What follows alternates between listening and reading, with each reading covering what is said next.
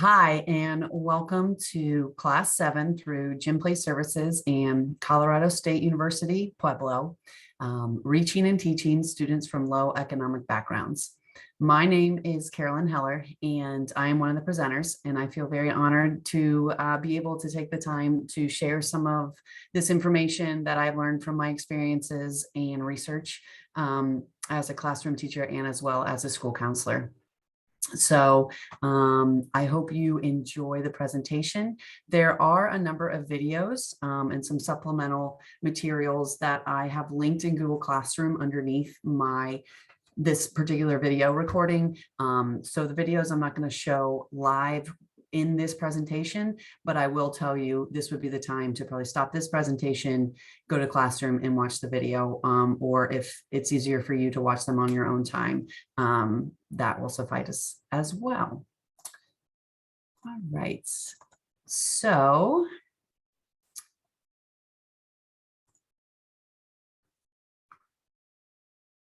a little bit about me, and I happen to misspell my name. Great start here. A little bit about me is I always think it is important, I should start with this, to know who you're learning from and a little bit about them, because as you will find, I say a few times in this presentation that the shortest distance between two people in any situation is a story. So my hobbies, I'm a mom of three. I have 5-year-old twins and a 4-year-old, and there's a picture of my family. So really, most of what I do involves my family. I also enjoy exercising. I get up every morning before work and do that. My husband and I both went to Xavier, so we enjoy Xavier basketball. I'm a total documentary nerd, and I love bike rides with my kids now that they're old enough to ride their own bikes. I am a former 5 times a week cyclist, but now that just don't have time for that. World traveler. I think I went to about 20 different countries before having to really settle down with my kids. And I used to teach social studies before coming to school counselor. I mentioned I'm a school counselor, mom of 3. I'm currently reading This Tender Land, which I would highly recommend for anyone. I'm going to skip the next one. I'm going to talk about my hero or my parents, both of my parents. I was blessed with amazing parents who both actually are in the educational field. And so they're my heroes. I strive to be as wonderful as they are. And my favorite educational moment is what I call straight A, and I'm not going to use the child's name, so we'll just say straight A Jane. This came out of a number of years ago. We had a much more higher level of students with trauma in our building, and just a much higher need. And what I found was that these students were amazing. They just kind of had to work through regulating their emotions. So I set up a boot camp with 5 of these particular students. We had rules, we had expectations, we worked on grades, we worked on emotional regulation. We talked a lot about just past and current life situations and where they were headed. And we met all year, pretty much every week all year, and then quite a bit in between as well as things kind of came about. Well, I had just had my twins. This was a number of years ago, and they all joked about how they wanted to babysit. They wanted to meet my twins. And I used to always say, absolutely not. I'm not going to have you around my kids if you're vaping and fighting and cussing teachers out and have all F's. Like, why would I want you as a role model for my child? So we made the promise that if they were to get straight A's in one of the quarters, that I would allow them to babysit my kids. And then they all wrote down something that would also motivate them. And I said, shoot for anything, New Jordans were on there, a Kings Island pass, which is an amusement park around where we live, gift cards to the movie theater and so forth. And I said, and if you also do that, I'll sweeten the deal and I'll buy that as well.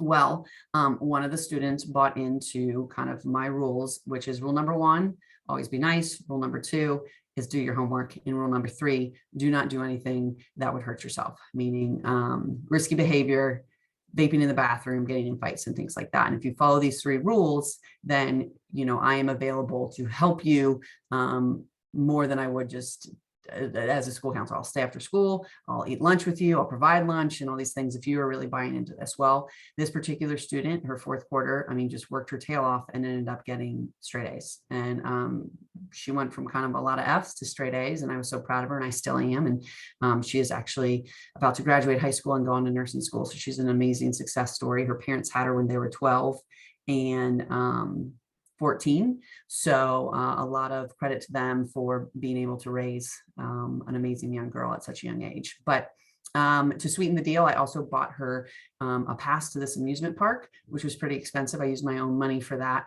And really, my husband is good with me spending money on, the students, these trauma students or students from poverty who need it most, because it not only inspires them, but it inspires me. And I'm sure you all feel the same way when working with different students. Okay, the next video, or the next slide, is 6 faces that this woman is making. And what I want you to do on a piece of paper somewhere is just jot down, I'm going to leave it up for like 10 seconds. What are your initial reaction to these 6 faces?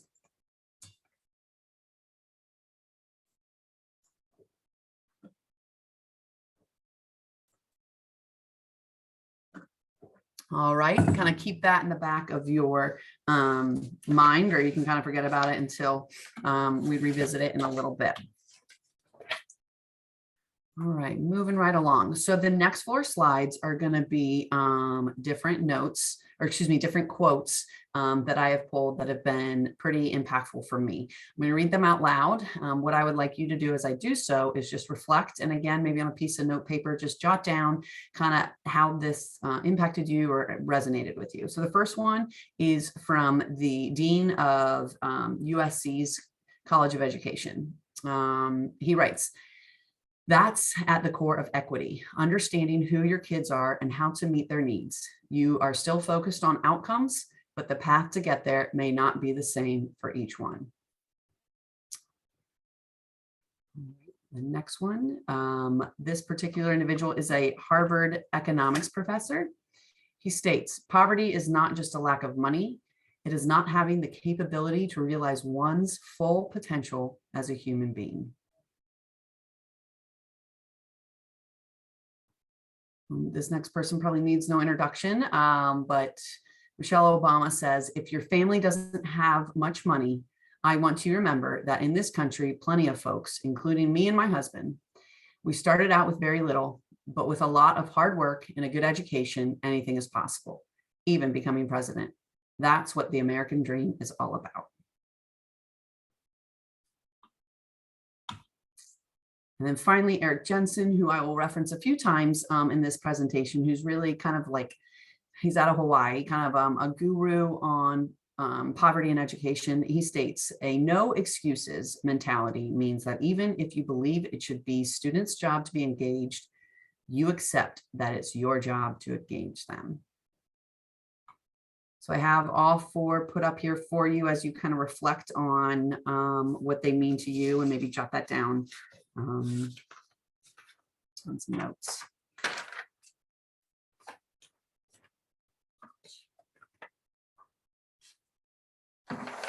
All right, moving right along. So what is the achievement gap? Well, according to the NEA, research has identified a variety of factors that appear related to the achievement gap, including students' racial and/or economic background, parents' education level, access to high-quality preschool instruction, school funding, peer influences, teachers' expectations, curricular and instructional pedagogy. So when you look at this as an educator, I want you to kind of think about, from this list, which of these items do you feel is in your control? I know when I look at that list, a lot of it is not in my control as a school counselor or as a school teacher. You can't control where the parents went to school or how far they went to school, how long they went to school. Obviously cannot control your students' race or creed or ethnicity. Peer influences maybe a little bit, but let's be honest, kids are going to do or hang out with who they want to hang out with. So when I really look at this, it's the teacher's expectations. And expectations is something that obviously can be debated. Do you have the same expectations for all students? Do you have low expectations and help them feel success and achieve success? Do you have high expectations so they push themselves? And so that's kind of like an debate all in its own. And what kind of I want to share is an activity I do at the very beginning of the year. My building is 2 grades. It is 7th and 8th.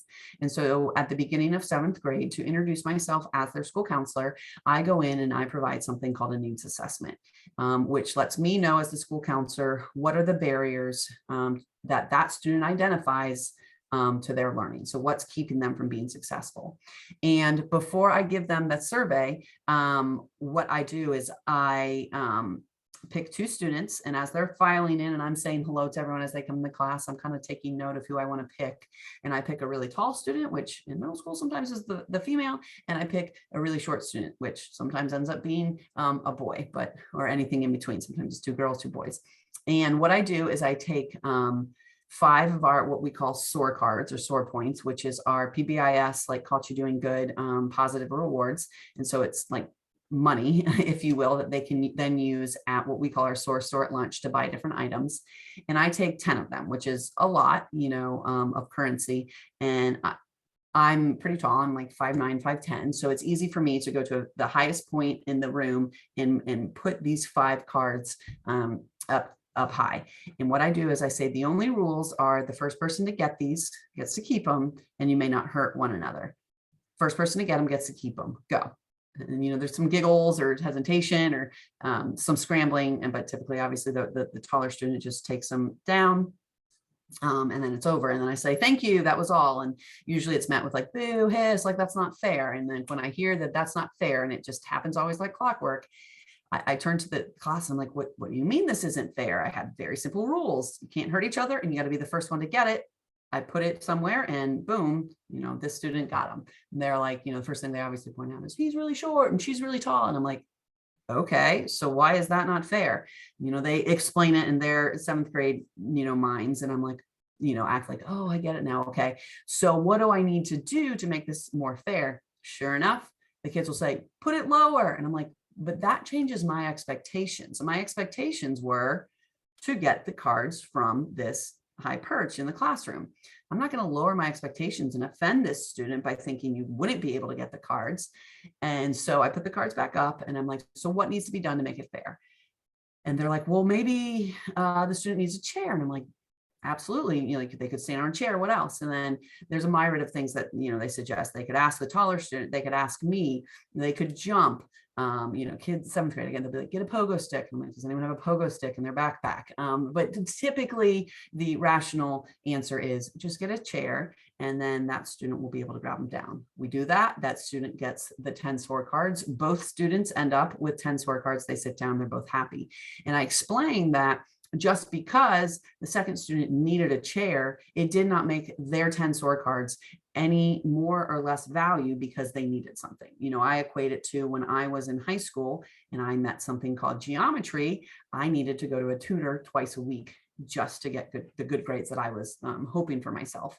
That didn't mean when I earned an A, it was any different than the student who didn't study and geometry came easy to them. It just meant that I needed something more. And so I think that is just a great kind of scenario analogy to look at our expectations. Not that we're changing expectations for students, but maybe how students get there is different, particularly when we're working with students from low economic backgrounds.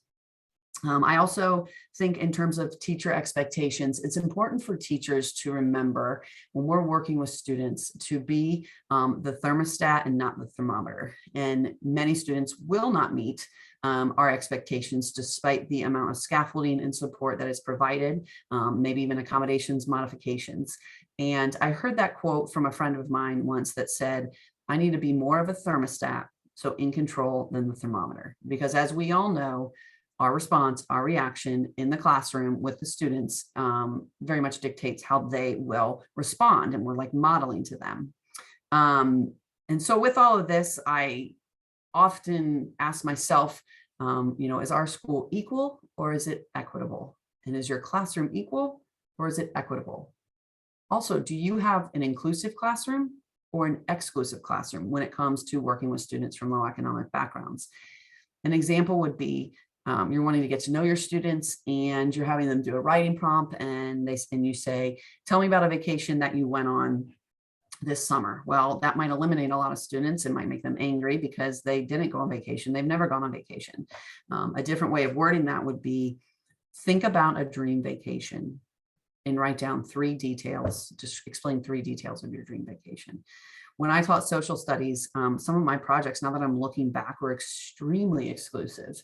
Living in Cincinnati, we have some pretty old buildings that mimic some of the Greek architecture, particularly the columns of ancient Greece. And I would tell students that they would get extra credit if they went to one of these buildings, were able to document it, and kind of compare it to ancient Greece. Well, that's certainly not fair for the student who haven't left our little community because they just don't have the means to leave the suburb that we're in, let alone go somewhere where there would be some of this more historic and fancier architecture. So, it's things like that that constantly kind of checking yourself to be inclusive and not exclusive. All right.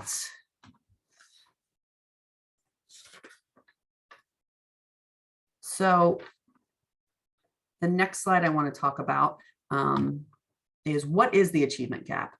Well, how it is defined as disparity in academic performance between groups of students, including these areas: grades, standardized test scores, course selections, dropout rates, college completion rates, and attendance. And this picture that I have up here, it says a tale of 2 districts. State report card tells a different story.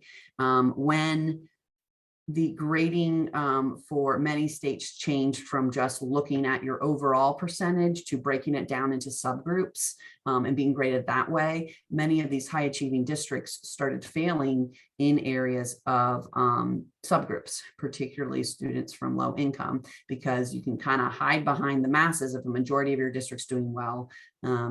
But you can't once subgroups are introduced, because a lot of times those are the more glaring areas that need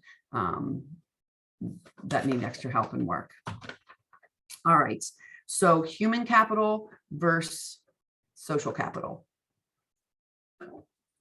Human capital is skills and knowledge based on education and experience. So it's what you're learning, what you know, information. Social capital, beneficial connections with social networks.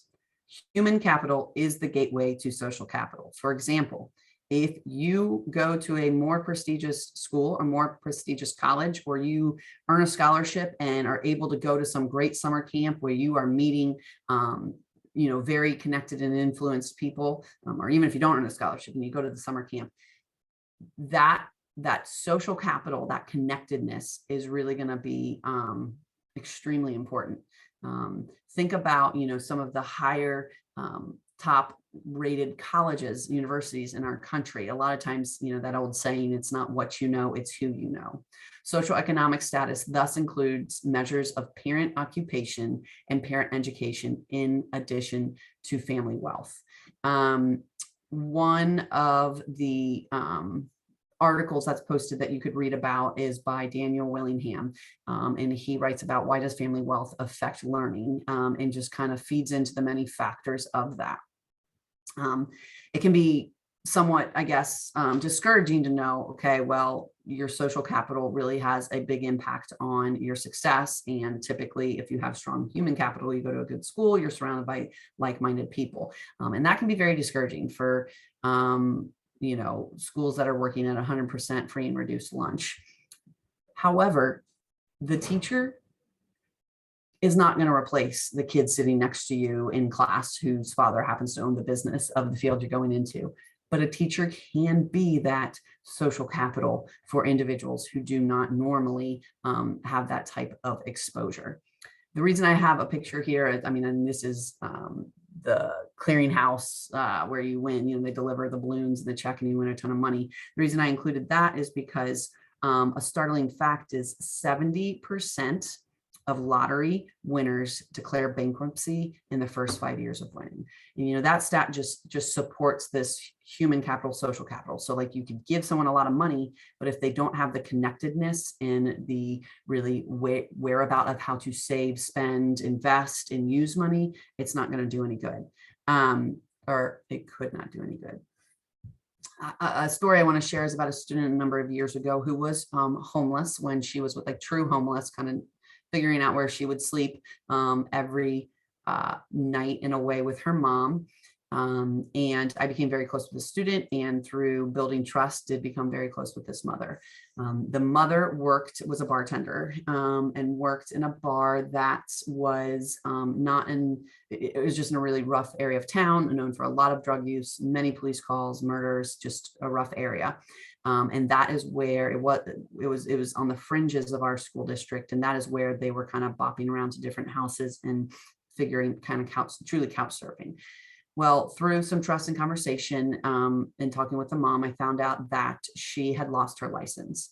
And she shared that, they were hoping to get more stable housing, but she was paying off a fine for the reason she lost her license. And I'm being honest, my immediate bias went to DUI. But through record search, I found out that the story that she shared with me was 100% accurate. Her driving record was completely clean until she was pulled over for expired tags, and then was discovered she was driving without insurance. So she got a fine for the expired tags, and she said, I could not afford the tax. Like, I didn't have enough money to pay the like $65 or whatever it was to renew my tags.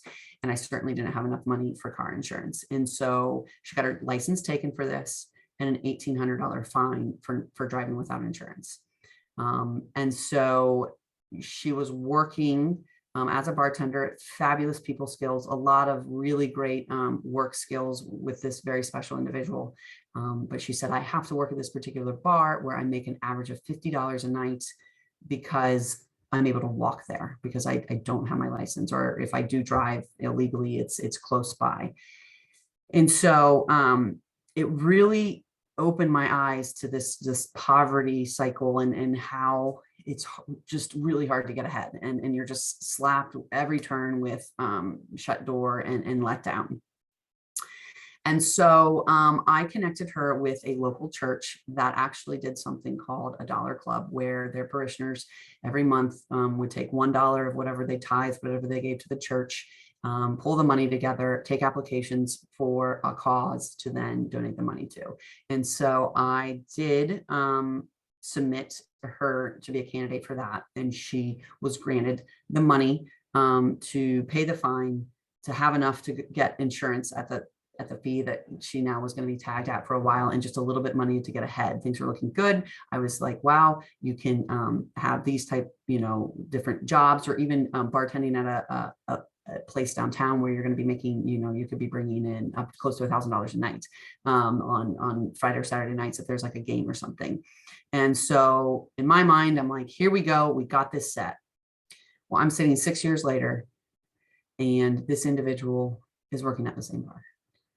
And it was very eye-opening to me, trying to be this little middle-class do-gooder and, setting them up for success and thinking, here, I'm just going to make sure you get this money and you're going to get ahead and life's going to be great. And what I forgot to factor in was social capital. And that her mom once shared with me, Carolyn, you are the only person who isn't poor that's ever been nice to me. And that just broke my heart. And she just didn't have the connections and didn't have the modeling and the etiquette of how to save and how to kind of have some of those middle-class norms. And so I think it's really important to, when working with students, to understand not just their human capital, what they're capable of academically, but what also maybe is their social capital, and how can you connect them? Can you get them involved in a church? Can you get them in a club or a sport or something that maybe surrounds them with people of just different social capital than what they're used to? Okay. Happiness trifecta: fighting cortisol one compliment at a time.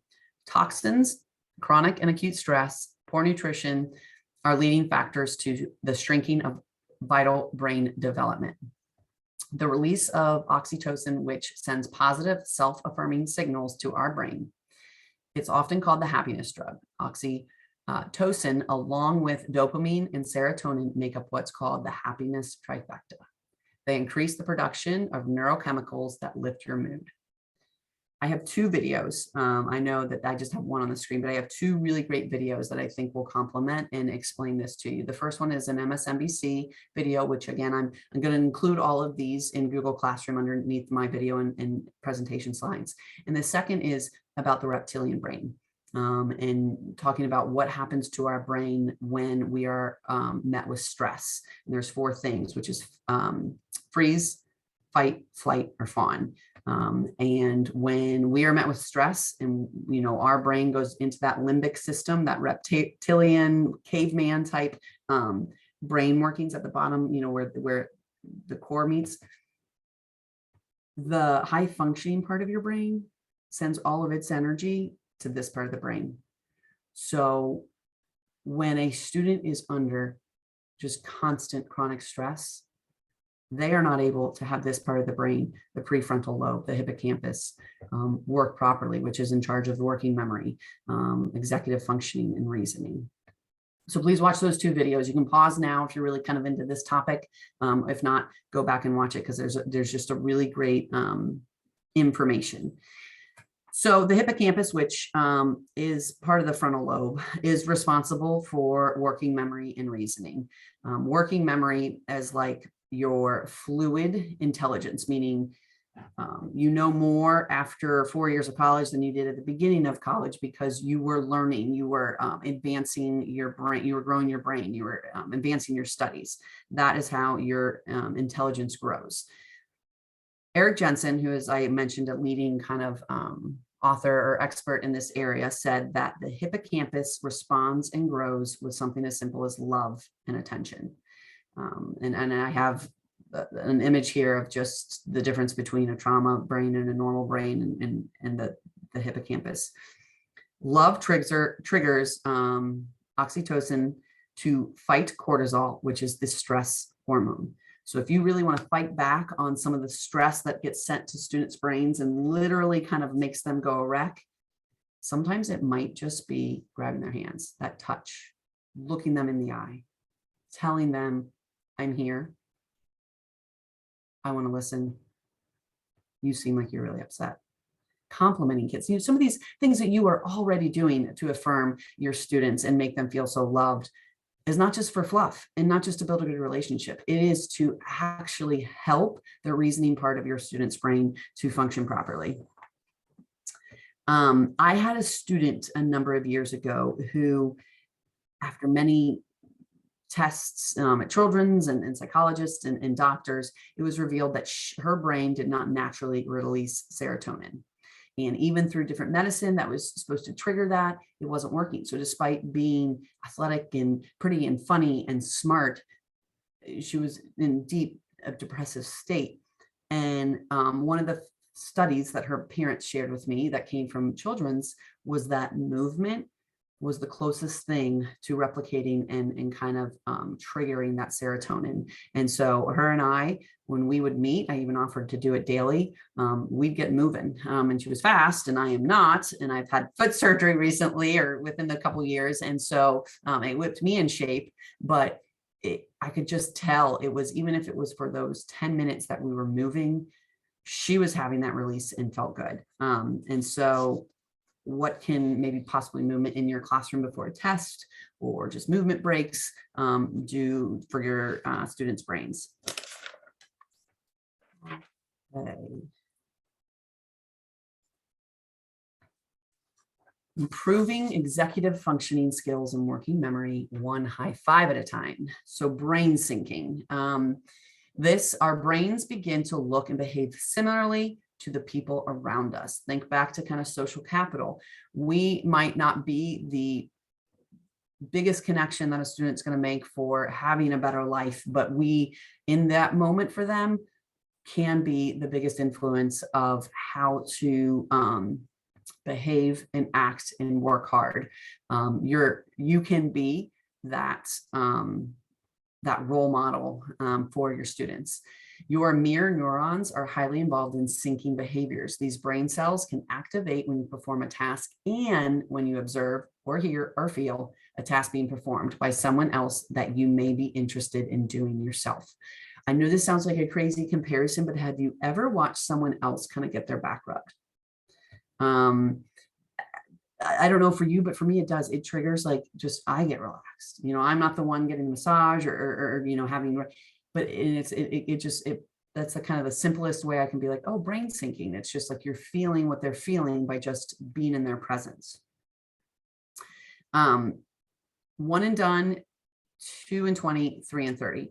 I stole this from a PD I went to a number of years ago. And what that basically means is if you want to connect to students, not only in a role model way, but in a way where they then want to learn from you, try this. So for some students, you might need to do 1 and done, a really, really big, empathetic, out of the normal call of duty for a teacher, act of kindness. And that might be very different. There could be like a sliding scale, but one of my friends who grew up in housing projects and went to the neighborhood school near the housing projects that he said was terrible. We didn't have books. This was back in like the 70s. Didn't have books. Teachers wouldn't show up. There were fights all the time. He said that he got picked on and got beat up quite a bit. He was mixed, so he got beat up, he said, for that reason. And he also enjoyed learning. He said, I love books. Anytime I could steal away to the library to read and try to learn. And so I was picked on a great deal by the kids in the neighborhood. And he said that one day he came to school crying. He was a little beat up. He revealed to his teacher kind of what had been happening. And she said, I can't promise that I can change them, but this is what I'll do. I don't think people will do that to you if I walk you to school. So she started driving to his neighborhood, parking her car there, walking him to school, and walking him home. And he said, sure enough, slowly but surely, like more kids started joining us, and just the time and the attention and the safety, really, even that this teacher kind of did for this individual, like 1 and done. Like I feel like he'd do anything for her. And he still remembers her, 40 years later or whatever, talking about her.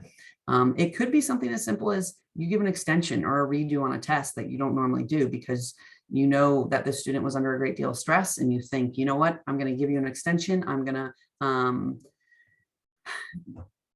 give you a second chance because I think there's something like really great inside of you. I one time had a student who was homeless, and it was an amazing girl, but the true definition of homeless. And she was in the choir, and our choir requires all Black outfits to perform in the concerts. And we were able to get her shoes and choir outfit, and we had that covered, no problem. But the day of the concert, because of where she was sleeping was different, she was like, I don't have my Black clothes. And so I was like, well, I don't really have time to run to like Target or a local store and buy something in time for that. And it was like someone was looking out for both of us, because I looked at her and she looked at me, and we were built pretty similar, which, like I said, I'm pretty tall. And it happened to be the day that I had a Black sweater on and Black pants. And I looked down, looked up at her. She kind of smiled, and I said, do you want my clothes?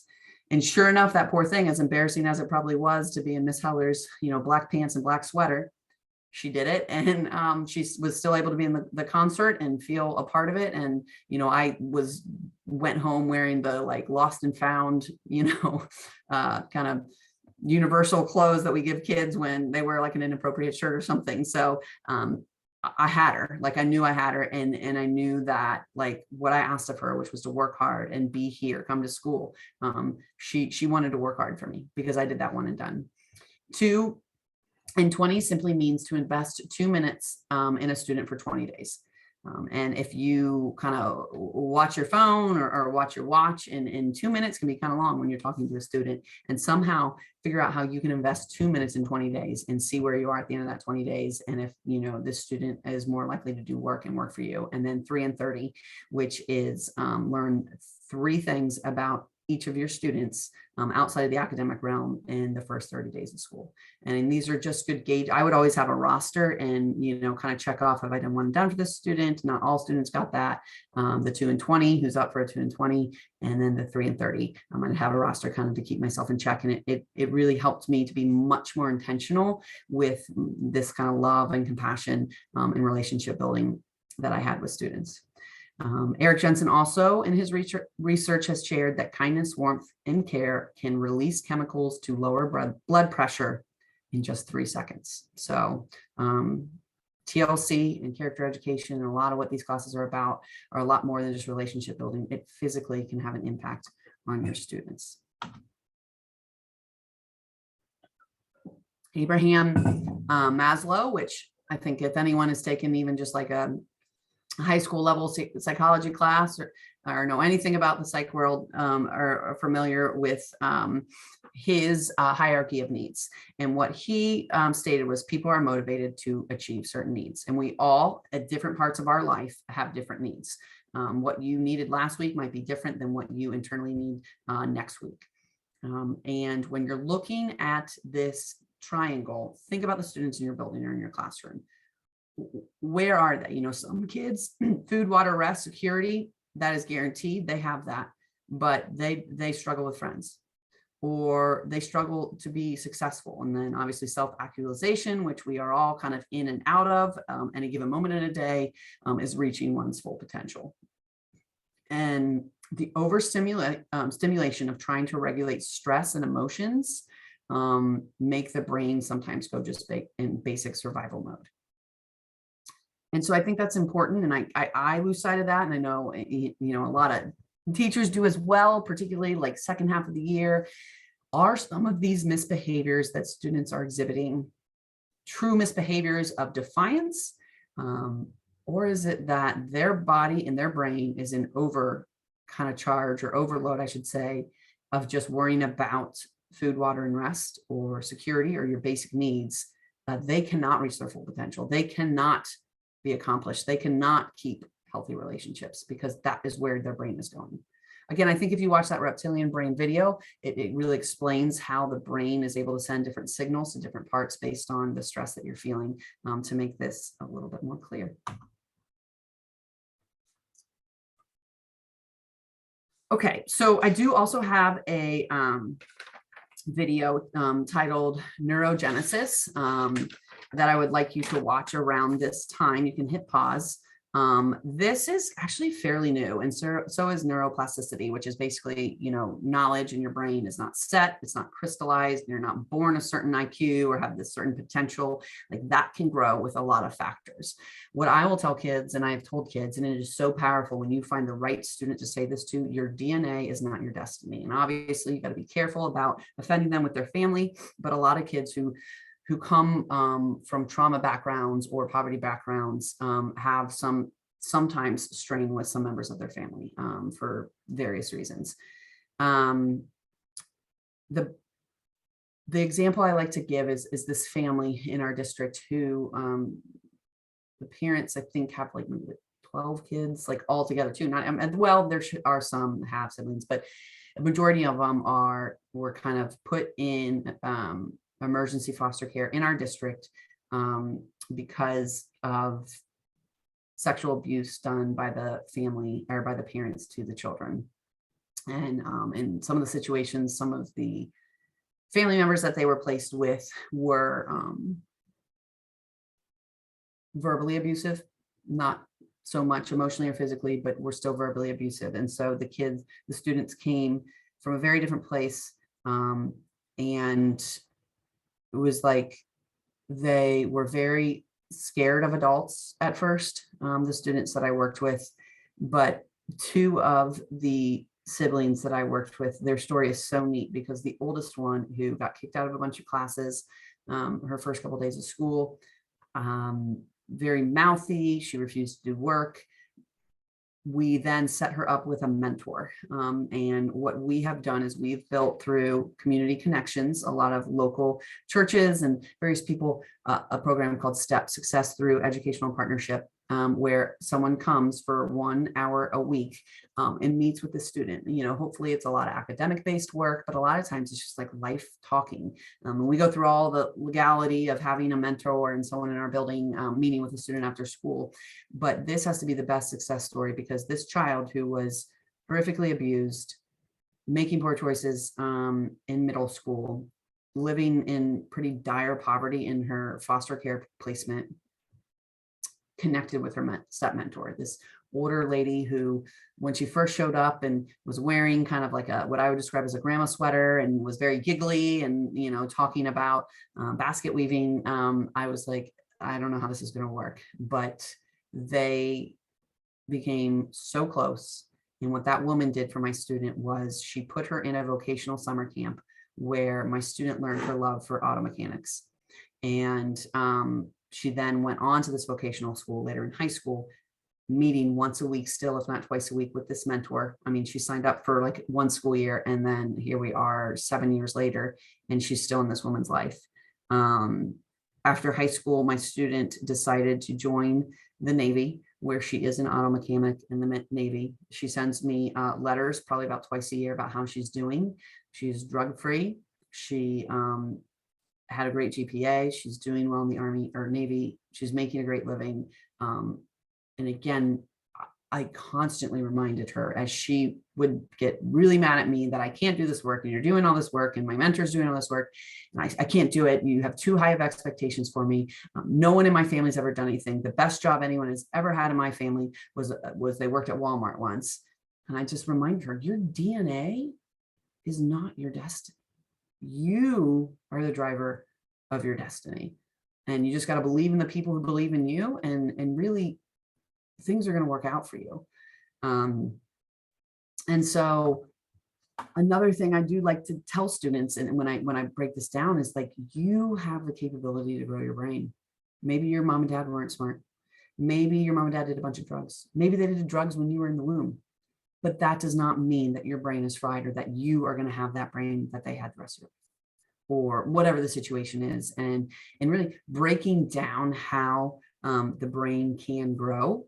I have found that students, through neurogenesis, I'll even show them videos about neurogenesis. I'll bring them over to the computer and show them different images, that your brain can grow with hard work and connection. So this is the neurogenesis video. Play a second of it, just more just for a reason. Actually, I'll probably just put an ad. So, but that, yeah, it's an ad. So that, so it's really important to know about the different foods and exercise and relationships that you can have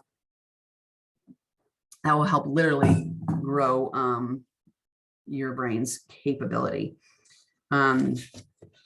Another piece of information I like to share here is that there was a study, a real famous study known as the 30 million word gap, that essentially like bugged or traced individuals from middle-class families and those below the poverty line. And what they found over a long time of counting and collecting data is that in low SES homes, or homes below the poverty line, there was always 2 negative reprimands to a child for every 1 positive affirmation. Whereas in middle class, there was 6 positive affirmations for every 1 negative reprimand. Again, just the love that we're pouring into these children is actually helping grow their brain, even when it's hard to do that. Okay, moving right along. So Princeton economist Elder Schaefer, his research has shown, and in his book, Scarcity is one of the books on, if you're taking this for 3 credit hours, that you can read, and it is really interesting to learn about what happens to the brain when you are living scarce, when you have to make the decision to buy food or pay rent. When your brain is constantly spinning like that, what it does to your body as a whole. But anyways, his research shows that situational stress can lower the average IQ because our brain is constantly thinking of the scarcity in our lives and nothing else, basically what I just described. So I have this cartoon image of someone who didn't get a lot of sleep, or maybe something else in their evening the night before kept them from sleeping well, and they wake up and they feel really, really tired and just really bad. Well, stress causes inflammation in the brain, and something as short as a bad night's sleep.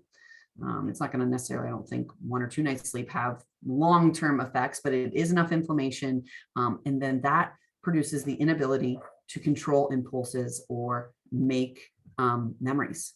so if you think, okay, I had one bad night of sleep, the next day was hard. It was hard for me to be sharp and on my game. But for students who wake up feeling, even if they slept a lot because of the stress and they are constantly under, they have inflammation of the brain that does not allow them to perform their best. Not everyone has the same capacity to handle stress, which I think is important to remember too. Because of some students, we're going to talk about trauma in the next slide, because some students' trauma background just overtakes so much of their brain and so much of their thoughts. Their threshold for rejection is low, and their capacity to handle anything is really low. Next time you have a bad night of sleep, think about how you feel the next day. And then hopefully that builds some empathy in some of your students. Kind of going back to what you can maybe do, an example would be helping students build systems to set goals and defer gratification. That is like the workout, that is like the HIIT cardio, if you will, for the prefrontal cortex and the hippocampus. What you can do is obviously any goal setting that you probably just naturally do with your students, chunking things down, helping them understand due dates. But something that I did in the classroom, which students just loved, was trying to teach them about deferring gratification. And if you've ever seen the famous marshmallow test where 4 and 5-year-olds are given one marshmallow for 4 minutes, that they say, if you can go the whole 4 minutes without eating this marshmallow, then you will get like a bag of marshmallows. And watching the video is hilarious because the kids are just like beside themselves. They can't for 4 minutes not eat that marshmallow. Well, this is kind of like our students. We need to build, and to that marshmallow test, the students who did not eat the marshmallow and were able to delay gratification, it was a longitudinal study where they had higher SAT scores, they did better in college, better higher earnings and so forth. And so just that whole ability to have that mental fitness to delay gratification is so important to teach in students. I would have something called the mystery box motivator, where you would earn points, and they tallied it for good answers, hard work, positive behavior in the classroom. And I had actually like little dominoes that I like bought at the dollar store or something, and would just put a domino on there. And then some of them would end up with like 8 dominoes in the class, and they put it back in the bucket at the end, and they would tally them up. And once you got, I forget, let's say 15 dominoes or 10 dominoes or whatever was like a feasible number, you would either get your name in the drawing for that month's mystery box motivator, or you would get a Jolly Rancher in the moment. And so Jolly Rancher in the moment, sometimes maybe that's what kids needed, but I tried to make the mystery box motivator prize like really enticing, like really great stuff that the kids would want. It could be like a lot of ice cream or a free pizza pass with like your kids. I think even one time, like I was like gifted an iPod shuffle back, that dates me when those were still relevant, and I already had one. So like that was one of them. I think I started with that. So the kids thought they were like getting all these like Apple products in the mystery box motivator. And what it did is it just taught kids that you got to save up, you work hard, and it might not feel great right away. You might not feel the impact of your hard work in the moment, but if you keep working hard and doing right things and save up, you're going to have like a big payoff. I worked with a student a couple of years ago as a counselor who came from a lot of trauma, a lot of drug abuse, passed around in foster care. And we were working on better decisions for her, as well as just getting her schoolwork done because she was very smart. And she had a 3-week period where I forget what the motivator was or how she was able to do it, but where she just did awesome. She was doing all her work. She was coming to school. She was getting good grades. And towards the end of that 3-week period, tragically, she tried to take her own life in the bathroom at school. It was traumatic, and I know I'm not getting into that particular incident. And after she was back in school and healthy and okay, after many weeks for some intense therapy, she said to me, "Miss Feller, you told me that if I worked hard and did my work, I would feel better. But after a couple of weeks, I still didn't feel better, so I saw no point." And that just crushed me for many reasons. But it also was very eye-opening that she thought after just 2.5 weeks of doing her homework that like all of her troubles would go away. And what I was trying to explain to her is like, what you're working for is you can't even see it. Like it is so far down the road. And that was an aha moment for me. Like, got to build in kind of chunking moments of gratification that students work towards that aren't instant, but aren't also like, work hard and you'll have a better life in 20 years, kid. And kind of building that in students as well. All right, what I'd like you to do now is kind of take a look at this chart, read through the adverse childhood experiences. 64% of Americans have at least one adverse childhood experience. 13% of Americans have at least 4 adverse childhood experiences. 4 or more yes answers on the 10-question ACEs survey has the highest likely to have long-term negative physical impacts. These include a shorter lifespan, having multiple jobs, having a myriad of different diseases, mental health problems, failed relationships, all because of the childhood that you experienced.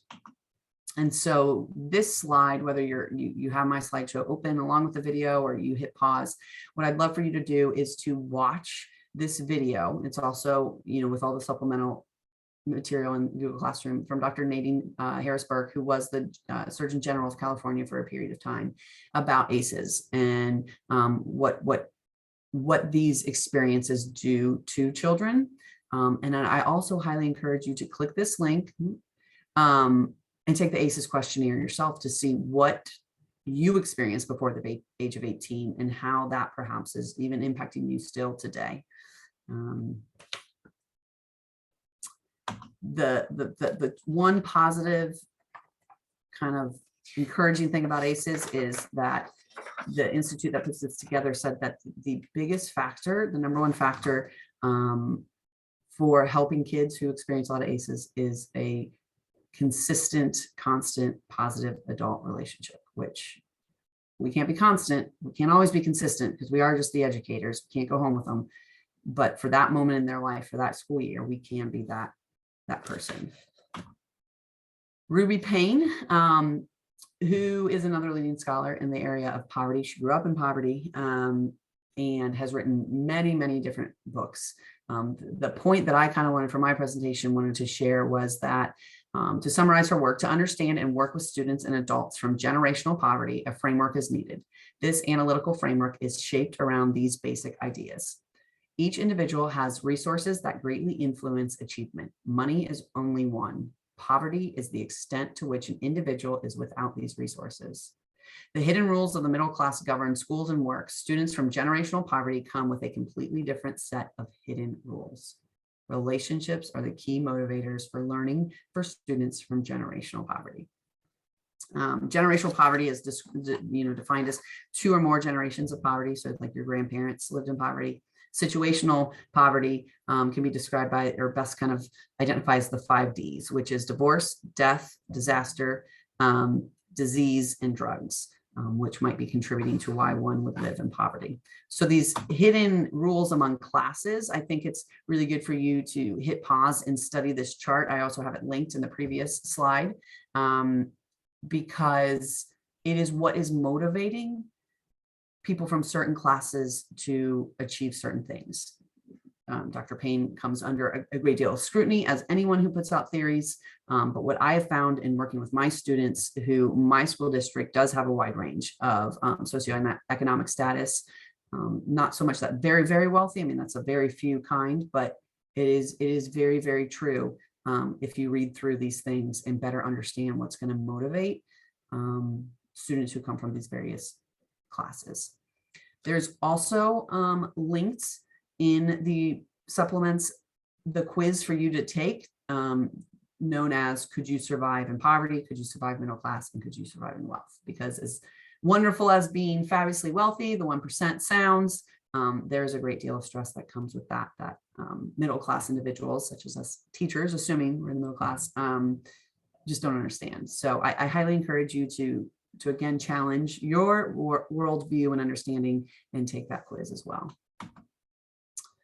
Okay, this is another supplemental piece that I really want you to listen to. This is an NPR segment from Here and Now. It is called Lessons from High Achieving Low Income Schools. I really only want you to listen. It's really 2 stories in one NPR session, and I want you to listen up until the 6 minute and 30 seconds mark.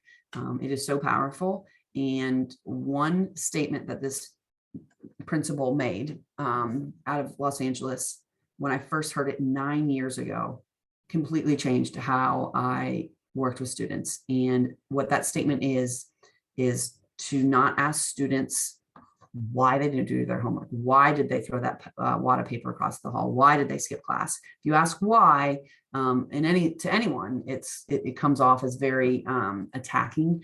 But if you simply say what kept you from, it is amazing the answers that you get. Why didn't you do your homework? What kept you from doing your homework? I played video games for 8 hours. You just get so much more information and a much more solution focused kind of plan when helping students. So hit pause, please listen to that amazing NPR segment about restorative justice.